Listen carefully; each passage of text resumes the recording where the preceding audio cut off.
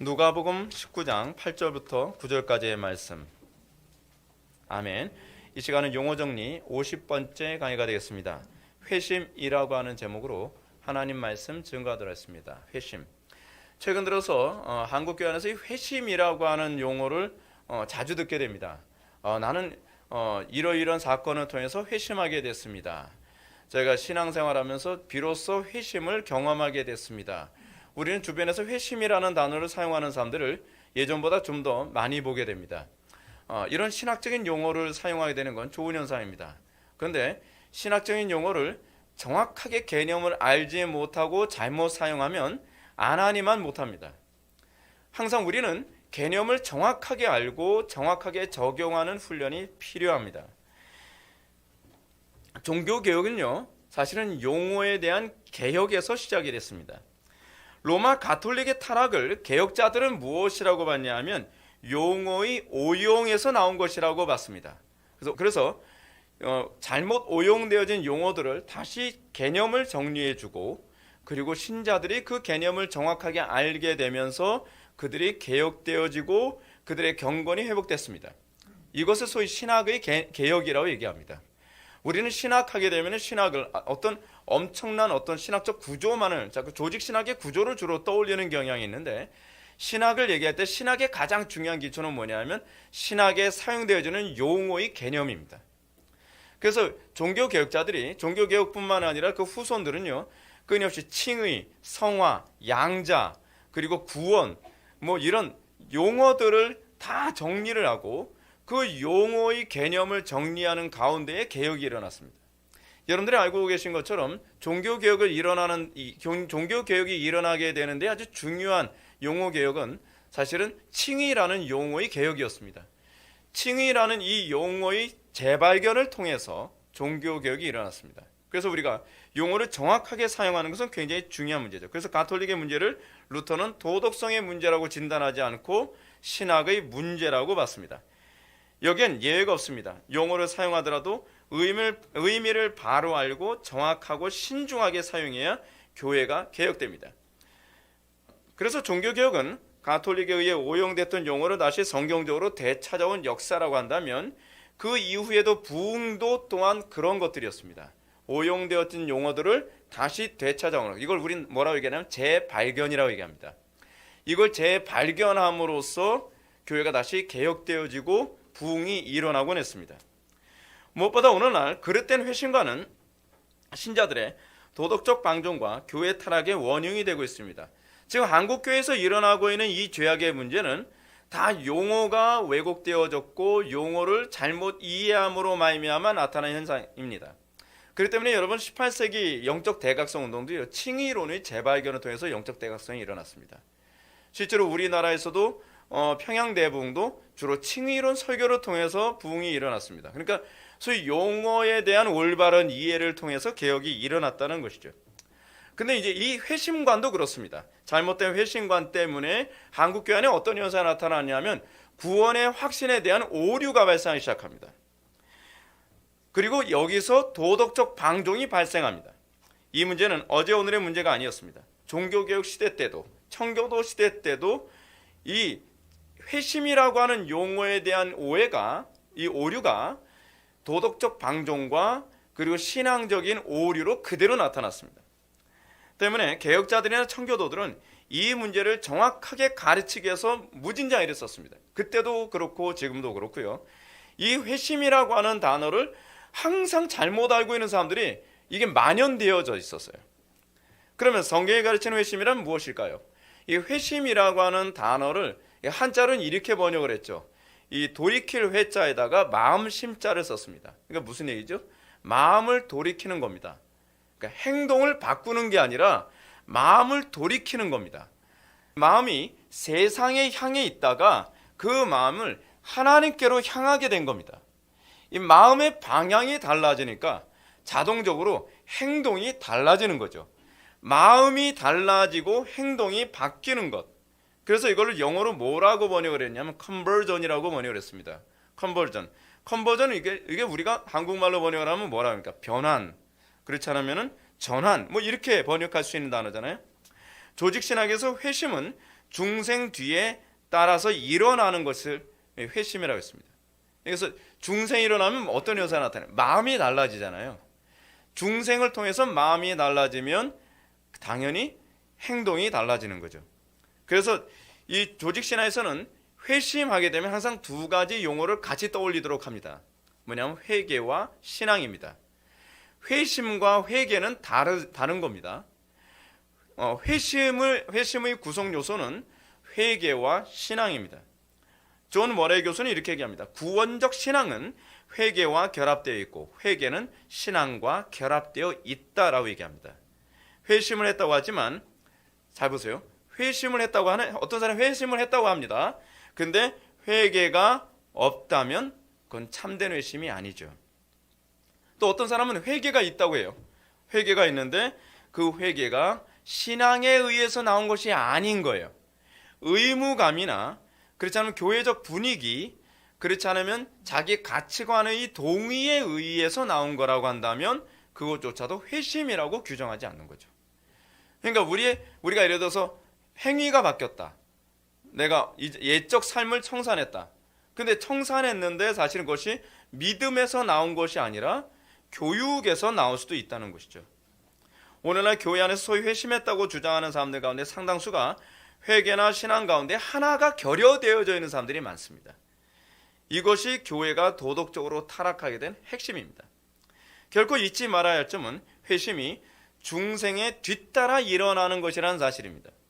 신자의 회심이 내면 본성의 본질적 변화에 의해서 나타나는 거라는 거예요. 그러니까 제가 이렇게 말씀드리는 것은 회심을 교육이나 트레이닝, 이 훈련을 통해서 만들어낼 수 있을 거라고 생각하는 것은 잘못 생각하는 거라는 사실입니다. 교육이나 훈련의 결과에 의해 점진적 변화는 본성 자체가 하나님과 관계를 회복함으로 나타난 회심이 아닙니다.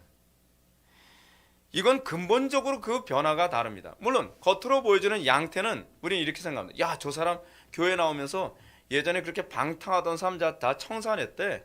저 사람이 예수 믿고 나서 술, 담배 끊었대. 저 사람 교회 나오면서 주일성수 철저하게 됐대. 근데 그 철저하게 된 것이 하나님을 경외하거나 하나님을 사랑하게 돼서 그런 것이 아닐 경우에는 이것이 다 위선으로 가는 거예요. 이것이 가짜라는 겁니다. 많은 사람들이 이제 그거 가지고 이제 착각하는 경향이 있어요. 저 사람 회심했다. 그래서 쉽게 회심이라는 단어를 사용합니다. 저 사람 우리 교회 와서 언제 회심했어. 그래서 저는 이 회심이라는 단어를 너무 남발하는 거에 대해서 굉장히 우려스럽게 생각하는 입장입니다. 왜냐하면 제가 봤을 때는 회심한 사람들이 그다지 많지 않거든요.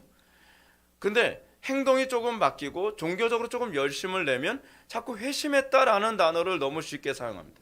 그러니까 회심이라는 용어를 신중하게 사용하고 가치 있게 사용해야 되는데 이 단어를 너무 쉽게 사용하는 경향이 있다는 것이죠. 여러분, 교육이나 훈련으로 변화된 사람들은요, 사실은 세상과 구별됨이라는 게 없습니다. 이제 이게 제가 이거를 뭐라고 표현하냐면 본질이 달라진 것이 아니기 때문에 이렇게 이해를 할 수 있습니다. 여러분, 땅속에서 석유를 채취하잖아요. 석유를 채취해가지고서 다양한 걸 만들어낼 수 있습니다. 휘발유도 만들어내고요. 석유를 채취해서 경유를 만들어내기도 하고요. 석유를 채취해서 플라스틱을 만들기도 하고 나이론 옷도 만들어내기도 하고요. 비닐도 만들어내고 그럽니다. 근데 여러분, 겉으로 보여주는 양태는 다른데 본질은 같죠? 본질은 뭐예요? 다 석유예요. 다 석유에서 나오는 거예요. 본질이 같다 보니까 이 본질이 가져다 주는 결과가 같아요. 여러분, 겉으로 양태는 비슷한데 유기물로 만들어진 것과 무기물로 만들어진 것은요, 본질이 다르기 때문에 어떤 현상이 나타나냐면 무기물로 만들어진 건 썩질 않아요. 아무리 해도 썩어가지 않는단 말이에요. 근데 유기물로 만들어진 건 어떻습니까? 시간이 지나면 이것과 구별되죠. 썩어가요. 썩어가. 외적으로는 구분이 잘 안 돼도요. 여러분들 옷 입고 있는 것들도 보게 되면 어떤 사람은 나이론 섬유로 옷을 입고 있고 어떤 사람은 면 성분으로 옷을 입고 있는 사람이 있죠. 겉으로 봤을 때는 별로 티가 나질 않아요. 시간이 가면서 어느 쪽으로 그 성질이 기울어져 갑니까? 자기의 본질로 회귀해 가는 것으로 기울어져 가죠. 이 교육이나 훈련에 의해서 본질이 안 바뀐 사람은 옛적 성질로 자꾸 돌아갑니다. 타락한 성질로 자꾸 돌아가요. 교육을 그토록 훈련을 많이 받았는데도 옛적 성질로 자꾸 돌아갑니다. 이 바리새인들 같은 사람들, 이런 사람들이 그런 케이스죠. 근데 본성이 바뀐 사람들은요, 이 본질이 달라졌기 때문에 어느 쪽으로 자꾸 바뀌어가냐 하면 그리스도에게로 자꾸 바뀌어갑니다. 이거를 뭐라 그러죠? 성화라 그러죠. 더 그리스도를 닮아갑니다. 환경이 별로 안 좋아도 더 그리스도를 닮아가는 쪽으로 갑니다. 그러니까 여러분들이 내 본질이 바뀌었는가 본질이 바뀌지 않았는가 라고 하는 부분은 시간이 지나면서 여러분들이 어느 쪽으로 점점 더 기울어져 가는가를 알 수 있습니다. 그러니까 제가 이 본성이 바뀌지 않은 사람들을 제가 괜히 힘들어하는 게 뭐냐면 마치 고무줄 같습니다. 힘들게 하나님 말씀대로 살도록 이렇게 끌어당겨도요, 손을 딱 놓으면 다시 원상복귀해요. 그 죄악된 삶으로 돌아갈 수 있는 여건만 만들어주면 곧바로 그 상태로 돌아가요. 근데 하나님의 말씀으로 완전히 본질이 바뀐 사람은요, 어려움과 이 환경에 제약이 있어도 꿋꿋이 그리스도를 향해서 계속적으로 나아갑니다. 그래서 우리의 신앙의 본질이 바뀌었는지 바뀌지 않았는지는 시간을 두고서 지켜보는 것이 그것이 더 정확합니다. 오늘날 이 소위 제자 훈련이다 또는 성경 공부다 이런 거로 양육된 사람들이 나타나는 특징이 무엇입니까? 상당수의 목회자들이 착각하는 것이 뭐냐면 제자 훈련이다 또는 성경 공부다라고 하는 어떤 과정을 거치면 이 사람이 중직자가 될 수 있고 이 사람이 안수 집사나 장로의 직분을 받을 수 있을 만한 사람이 될 거라고 생각합니다. 저는 그렇게 생각 안 합니다. 우리 교회에서 이런 시스템을 안 만드는 이유가 뭐냐면 그런 목소리를 낼 수 있는 명분을 만들지 않기 위해서거든요. 사람은 훈련으로 변화되지 않습니다. 잠깐 바뀌는 것처럼 보일 수는 있습니다. 그러나 시간이 가면은 점점 그 본질로 다시 회귀하게 됩니다. 진정으로 회심한 사람은 시간이 흐를수록 점차 주님을 닮아갑니다. 이것을 신학적 용어로 뭐라고 얘기한다고요? Sanctification, 성화라고 얘기하는 거죠. 점점 그리스도를 닮아갑니다. 어떤 분들 그렇게 얘기하지 않나요? 나도 젊었을 때는 정말 열심히 했어. 젊었을 땐 나도 정말 꼿꼿하게 살았지. 근데 나이 들어가면 점점 어떻게 해요? 너희 아비 마귀를 닮아간다 라고 하는 예수님 말씀처럼 점점 세상을 닮아가는 거예요. 이거는 내 속에 있는 본질이 어느 쪽에 있는가에 대해서 질문을 던져야 될 필요성이 있죠. 우리의 본질이 그리스도의 본성으로 바뀌었다고 한다면 우리가 다음 시간에 이제 양자 교리를 배우게 될 텐데 양자로 입양되어진 성도는요 세상으로 돌아가는 게 허락이 안 돼요. 왜냐하면 그분이 우리 아버지 되시기 때문에. 근데 우리의 아버지가 하나님이 아니니까 자꾸 마귀를 닮아가는 것 아닌가요? 이 부분에 대해서 사람들이 동의를 잘 안 하죠. 항상 다수결에 의해서 이것을 합리화시키려고 해서는 안 됩니다. 성경적이지 않습니다. 무엇보다도 회심은 점진적이보다는 극적인 어떤 변화를 보여주는 경향이 있습니다. 성화는 점진적입니다. 근데 회심은 극적인 경향이 많이 있습니다. 뿐만 아니라 그들은 회개와 신앙이 지속적으로 나타납니다. 단회에서 그치지 않습니다. 환경 가운데서도 영적 성장이 멈추지 않는다는 얘기입니다. 이것은 의지의 결과가 아닙니다. 은혜의 결과입니다. 그러니까 제가 왜 회심이 단회적이고 극적인 경향이 많다고 얘기하냐면 회심이라고 하는 건요 이 중생의 결과이기 때문에 그렇습니다. 태어나는 것은요 단회적이고 그리고 극적이고 그리고 거의 즉흥적입니다. 그래서 회심은 어느 날 한순간에 회심하게 됩니다. 어떤 사람은 이렇게 얘기를 하는 게 있어요. 제가 그 부분에 대해서는 다시 설명을 할 텐데 어떤 사람은 굉장히 고심하는 가운데 회심하던데요. 맞아요. 고심하는 가운데 회심하죠. 이것은 마치 뭐와 같냐면 10개월 동안 임신을 하고 그리고 진통하는 가운데에 한순간에 아기가 태어난 것과 같은 개념입니다. 그러니까 이 부분을 우리가 바르게 인식해야 돼요. 우리는 소위 회심 또는 중생이 가볍게 쉽게 일어난다고 생각하는 경향이 있는데 중생 그렇게 일어나지 않습니다. 여러분 부모님들이 항상 똑같이 하는 말씀 있죠. 내가 너 어떻게 낳았는지 알아? 배 아파서 낳았어. 배 안 아프고 태어난 사람 없습니다. 이게 회심의 원리이기 때문에 그렇습니다. 이게 중생의 원리예요. 근데 교회 안에 그런 어떤 진통, 해산의 진통 없이 회심했다고 얘기하는 사람들 상당히 많이 있습니다. 죄송합니다. 저는 그 사람들 회심을 믿지 않습니다. 성경적이지 않기 때문에 그래요. 성경은요 우리의 회심이 산고를 거치는 가운데 일어나는 것이라고 가르치고 있습니다. 자, 누가복음 19장에서 삭개오는 회심한 사람의 전형을 보여주거든요. 근데 어느 날 우리가 흔히 생각하는 것처럼 삭개오는 제자 훈련이나 그렇지 않으면 어떤 이 교육을 통해서, 많은 교육을 통해서 회심하지 않습니다. 그는 예수님의 말씀을 듣고 그 즉각적으로 회심을 합니다. 굉장히 극적이죠. 말씀을 듣고서 삭개오가 이렇게 반응합니다. 주여 보시옵소서, 내 소유의 절반을 가난한 자들에게 주겠사오며 만일 누구의 것을 속여 빼앗은 일이 있으면 네 갑절이나 갚겠나이다. 여기서 중생함으로 말미암아 회개한 믿음으로 반응한 이 즉각적 결과가 나타납니다. 지금 여기서 뭐가 나타나죠? 회개와 믿음으로 나타납니다. 제가 이제 믿음이라는 단어를 신앙이라는 단어와 같이 교차해서 사용할 거니까 여러분들 오해하지 말고 잘 들으시기 바랍니다. 신앙에 의한 회개가 일어났다는 얘기죠. 성경에서 이렇게 회개와 믿음으로 반응하는 외적 열매를 뭐라고 표현했냐면 그걸 표징이라고 표현했습니다. 구약에서 언약의 표징이 뭐였죠? 할례였죠. 신약에서 언약의 표징은 무엇입니까? 십자가입니다. 그래서 갈라디아에서 보게 되면 바울은 할례의 문제를 다루면서요, 할례나 무할례가 아무것도 아니로되 오직 새로 지음을 받은 것만이 중요하니라 라고 이렇게 얘기합니다. 새로 지음받은 것은 무엇을 의미합니까? 바울은 그 다음 17절에서 예수의 흔적이라고 얘기합니다. 우리에게 있어서 구원받은 자의 표징이 뭐로 나타난다고요? 십자가입니다. 그러니까 사도 바울이 뭐라고 얘기합니까? 내가 십자가 외에는 자랑할 것이 없다. 왜 자랑할 것이 없다는 거죠? 십자가가 내가 하나님의 자녀된 표징이기 때문에 그래요. 다른 사람들은 내가 하나님의 자녀된 표징을 십자가 외에 다른 것으로 자꾸 자랑했기 때문에 그렇습니다. 얼마나 많은 사람들이 자기 자신의 구원받은 하나님의 백성이라는 걸 다른 것으로 자랑합니까? 나는 저 사람과 같이 나는 간음하지 않습니다. 난 도둑질하지 않습니다.